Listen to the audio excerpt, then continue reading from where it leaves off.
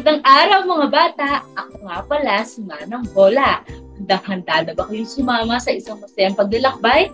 Ngayong araw, makikwento tayo tungkol sa dalawang magigiting na magkakaibigan na sina Ning at si Nena.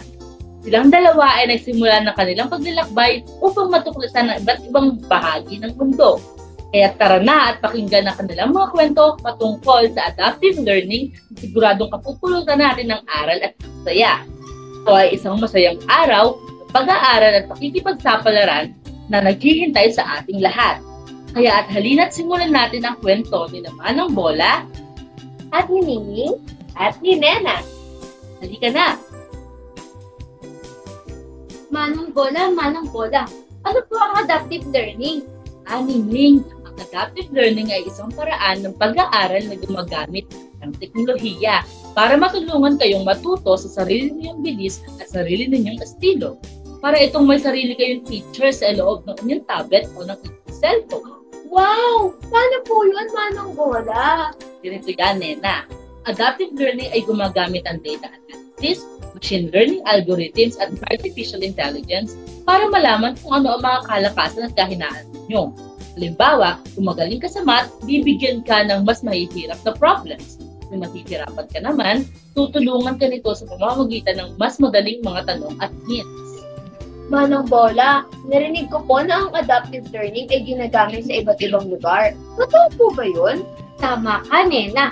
Ang adaptive learning ay ginagamit sa iba't ibang educational context tulad ng K-12 schools, colleges at universities, at pati na rin sa corporate training programs. Eksakto, Ningning! Kaya mahalaga na gamitin natin ang adaptive learning sa tamang paraan para mas mabuti natin ang edukasyon at ang ating trainings. Dahil ang pag-aaral ay dapat laging masaya at makabuluhan. Ano po ang mga benepisyo nito, Manang Bola? Ang mga benepisyo po ba nito ay talagang makakatulong sa mga bata? Maraming benepisyo ang adaptive learning, Nena at Ning. Una, pinapabuti nito ang mga resulta ng pag-aaral dahil natututo ang mga estudyante ayon sa kanilang bilis at pangangailangan. Pangalawa, mas nagiging engaged o aktibo ang mga estudyante sa kanilang pag-aaral dahil mas naiintindihan nila ang mga aralin.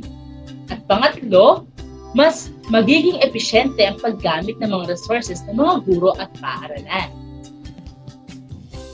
Ang husay naman po. Ang dami po namin natutunan ngayong araw, Manang Bola. Pwede po ba kami magkwento ng ibang benepisyo ng adaptive learning? Aba, syempre naman, Ningning. Ano pa ba sa tingin nyo? Ano ba sa tingin nyo ang mga benepisyo ng adaptive learning? Naku, Manang Bola. Una, ang adaptive learning po ay nakakatulong sa systematic student-teacher collaboration. Dahil po dito, mas nagiging magaan ang ugnayan ng mga guro at estudyante. Madali po naming matanong ang mga guro kapag may hindi po kami maintindihan. Tama yan, Nena. At dahil dito, mas motivated po kami mag-aral. Alam po namin nandiyan ang mga guro para tulungan kami. Kaya mas masipag kami mag-aral at sumagot ng mga tanong. Isa pa, natutulungan din kami ng adaptive learning na ma-identify ang mga gaps sa aming kaalaman. Tama, Ningning, at hindi lang yan, Manang Bola. Dahil may real-time feedback ang adaptive learning. Dahil alam namin agad kung tama o mali ang sagot namin. Kaya natututo kami kaagad at naitama namin ang mga pagkakamaling nagawa namin. Napakaganda ng mga puntos ninyo, Ningning at Nena. Talagang maraming benepisyo ang adaptive learning. At dahil sa mga benepisyong ito, mas nagiging handa kayo para sa mas malalaking hamon sa pag-aaral natin.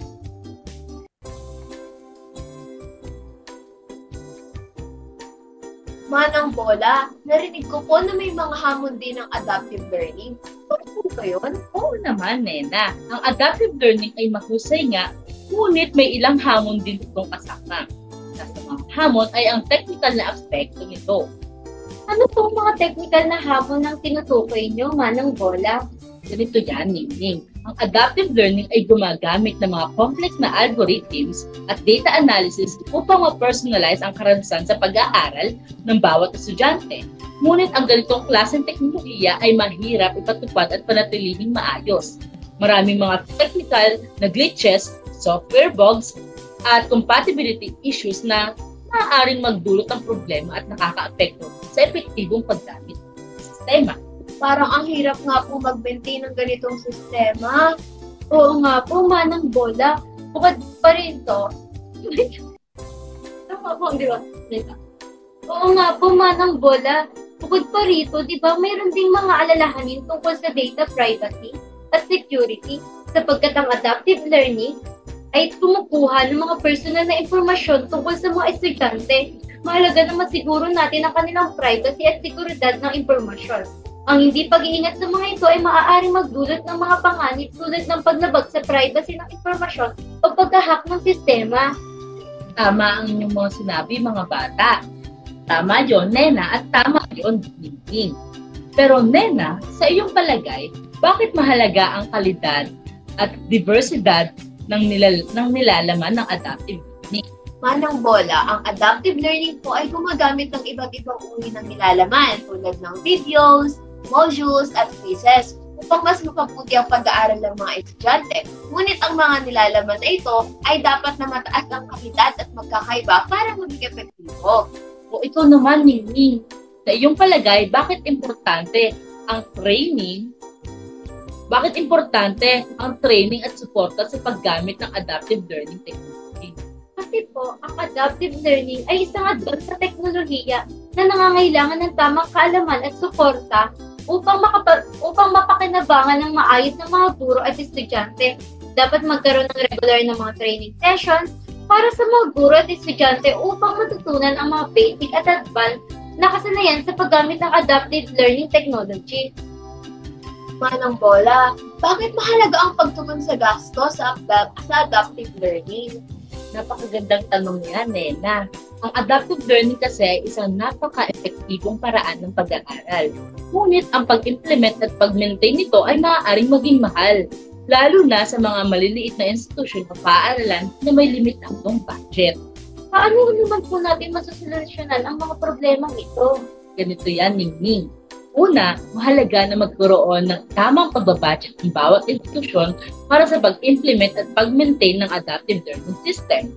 Dapat ito ay kasama sa kanilang long-term financial planning para masiguro na may sapat silang pondo na dito. Pero, paano kung ang isang paaralan ay talagang limitado ang budget, Manang Bola? Sa ganitong kaso, Ningning, mahalaga ang pagiging creative at resourceful. Kaya maaaring maghanap sila kung kulang ang budget ng alternative funding sources tulad ng grants, donations, or partnerships sa mga private companies. Dapat ding maghanap ng mga cost-effective na paraan tulad ng paggamit ng open source software o pag-shifting sa cloud-based solutions. Pero baka hindi po magkaroon ng sapat na pondo ang mga institusyon para sa adaptive learning. Totoo yan naman, Ningning. Kaya't sa mga ganitong sitwasyon, importante ang pagiging strategic at pag-prioritize sa mga gastusin. Dapat pagtuunan ng pansin ng mga pinakamahalagang bahagi ng adaptive learning tulad ng pag-develop ng quality content at pagtiyak ng updated ang mga teknolohiya kahit na sa maliit na scale lamang ito nagsisimula. Salamat po sa pagpapaliwanag, Manang Bola. Mas naintindihan na po namin kung bakit mahalaga ang pagtugon sa gastos sa adaptive learning. Walang anuman, mga anak. Ang pag-aaral ay dapat laging handa tayong paglaanan ng tamang budget at resources para magtagumpay sa tamang pagpaplano at paggamit ng mga mapagkukulang, maaari nating masiguro ang kinabukasan ng edukasyon at sa lahat. Kaya naman, maraming salamat at paalam, mga kaibigan! Manang Bola. Ano ang adaptive learning? Ulitin mo. Wait lang.